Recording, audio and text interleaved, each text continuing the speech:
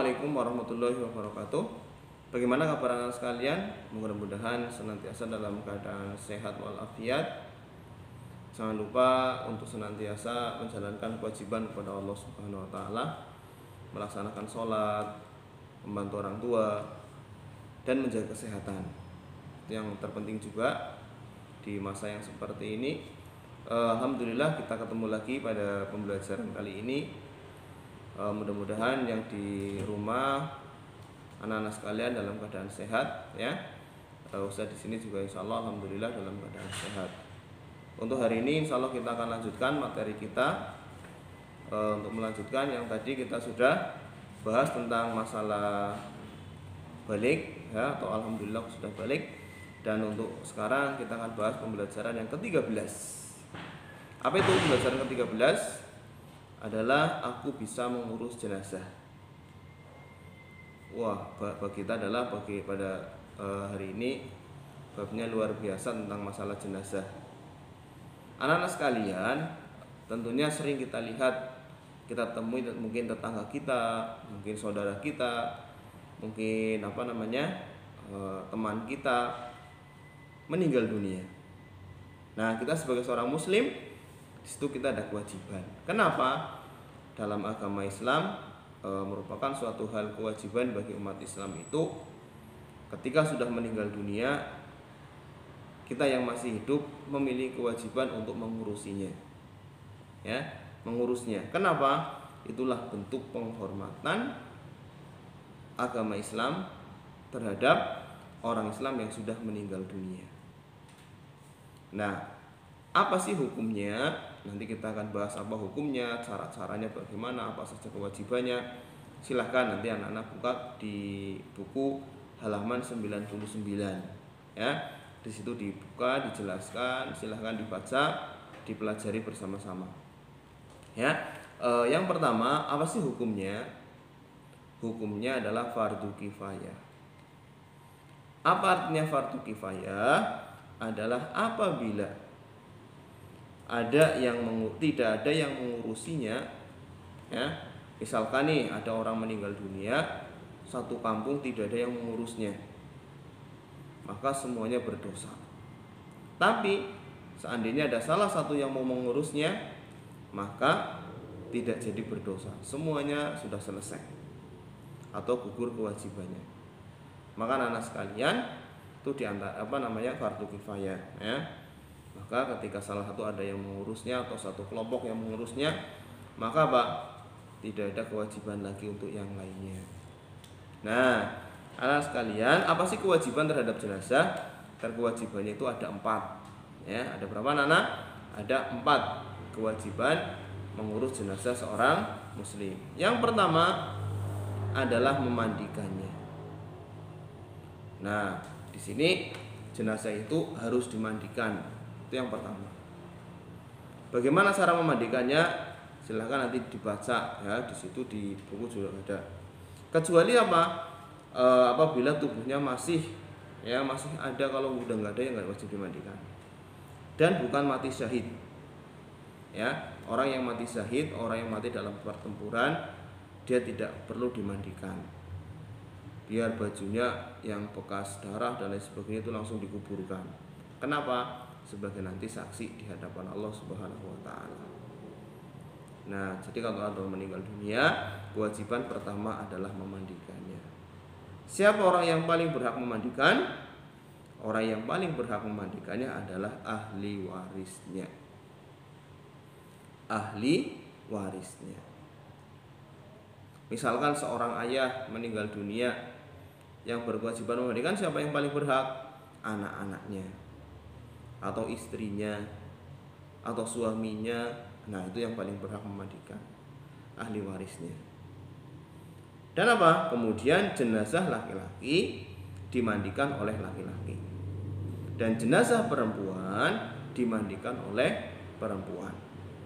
Nah, itu diantaranya. Kemudian ada juga nih harus menjaga auratnya, menyiramkan air ke seluruh tubuhnya yang dicampur dengan kapur barus, dengan wangian dan lain sebagainya. Nanti silakan dibaca buku cetaknya biar bisa semua ya. Ini yang pertama. Apa yang pertama? Ulangi lagi, memandikannya. Yang kedua adalah mengkafaninya. Dikafani. Nah, kain kafan itu ya kalau bahasa kita bajunya. Setelah dimandikan dikasih baju. Apa bajunya? Adalah kain kafan. Ada caranya dan lain sebagainya ya. Kain kafan untuk laki-laki ada berapa? 3 lapis atau 3 kain. Untuk perempuan 5 ya. Untuk laki-laki 3, untuk perempuan 5. Kemudian setelah mengkafani apa? Mensolati. Ya, mensolatinya. Kenapa kok disolati? Ya, ini sebagai bentuk penghormatan terakhir kepada untuk mendoakan orang yang sudah meninggal dunia itu dengan cara disolati. Ya, bagaimana cara mensolatinya?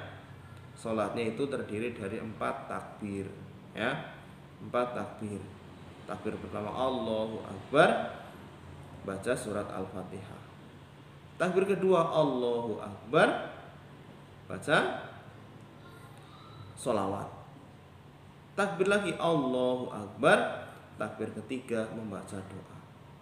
Doanya di buku ada, misalkan Allahumma firlahu warhamhu wa'afihi wa'fu anhu.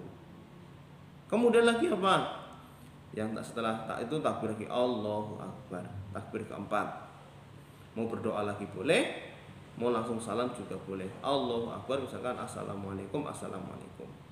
Dan sholat jenazah tidak ada ruku dan sujud. Jadi cuma berdiri dan takbir 4 kali.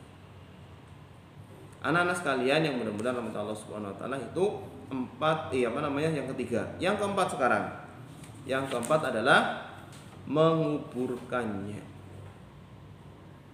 Dikubur setelah disolati, kemudian dikuburnya, dibuatkan liang lahat ya, dikuburkan. Kalau di Cilacap banyak pemakamannya, ada di Karangsuci, ada di mana? Ada di Rawapasung sana, Jalan Kendeng, ada juga di Jalan Kalimantan, ada juga di tempat-tempat yang lainnya. Ya, dikuburkan dengan baik. Supaya apa? Dibuat yang dalam kubur, supaya tidak menimbulkan bau, supaya tidak ganggu oleh binatang buas. Ya, kalau misalkan tidak dikuburkan nanti diganggu oleh binatang buas, jadi bau dan lain sebagainya. Maka kewajiban yang terakhir adalah menguburkannya.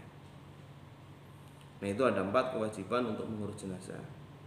Anak-anak sekalian yang mudah-mudahan rahmat Allah Subhanahu wa taala, yang selanjutnya adalah halaman 103, silahkan bisa dibuka, tentang takziah. Apa itu takziah? Ya, takziah adalah datang melayat ya, mendoakan orang yang ditimpa musibah.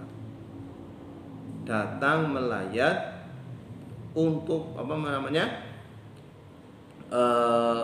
mendoakan orang yang tertimpa musibah, itu namanya takziah. Ini merupakan ucapan ataupun ungkapan rasa bela sungkawa kita kepada orang yang tertimpa musibah. Namanya takziah, ya. Nah, di situ ketika takziah kita harus menjaga adab-adabnya.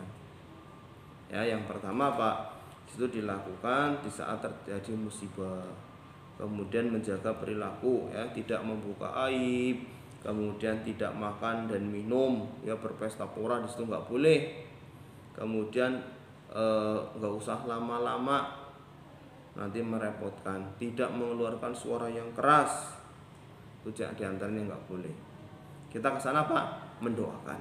Mendoakan siapa? Mendoakan orang yang sudah meninggal, mendoakan orang yang ditimpa musibah supaya diberi kesabaran dan diberi ganti dengan ganti yang lebih baik lagi. Ya. Nah, kalau kita punya ini, kewajiban kita untuk membantunya. Berapa semampu kita. Silahkan dibantu, ya.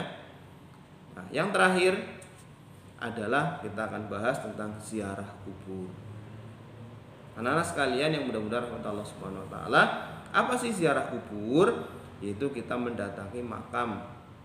Kita mendatangi makam seseorang ya yang sudah meninggal dunia, kita datangi ke kuburannya untuk apa? Agar kita mengingat kehidupan di akhirat. Ya, kita ke kuburan itu bukan untuk apa-apa. Kita mengingat, oh besok kita akan meninggal dunia seperti ini. Nah, kemudian juga apa? Untuk mendoakan orang yang ada di alam kubur. Kita doakan mudah-mudahan yang di alam kubur itu apa? Diampuni dosanya oleh Allah Subhanahu wa taala. Jadi apa? Ya tidak di sana malah ngapain? Mainan atau yang lainnya. Jadi ketika kita berziarah kubur ya, kita ke sana untuk mengingat kematian, untuk mendoakan para jenazah yang sudah wafat. Nah, itu anak-anak sekalian, makanya di situ kita diperintahkan untuk menjaga. Ketika mau masuk mengucapkan salam dulu. Ketika di sana tidak boleh duduk di atas kuburan, tidak boleh melangkah di atas kuburan, ya, tidak boleh menangis, meratapi dan lain sebagainya. Ya, anak-anak itu dulu ya untuk pembahasan kita hari ini tentang kewajiban terhadap jenazah. Kemudian tentang ada 4 tadi kewajiban terhadap jenazah. Yang pertama adalah apa? Memandikan, mengkafani, mensolatkan, mengubur. Nah, materi selanjutnya apa tadi? Adalah tentang takziah dan ziarah kubur. Mudah-mudahan bermanfaat bagi saya, bagi anak-anak semuanya. Tambah soleh dan soleha, tambah pintar di rumah ya. Jangan kemana-mana dulu ya. Tunggu nanti mudah-mudahan berdoa kepada Allah bareng-bareng supaya apa? Supaya nanti bisa segera untuk berangkat ke sekolah lagi ya. Ustaz di sini juga mengharapkan anak-anak segera datang ke sekolah biar kita ketemu bareng ya.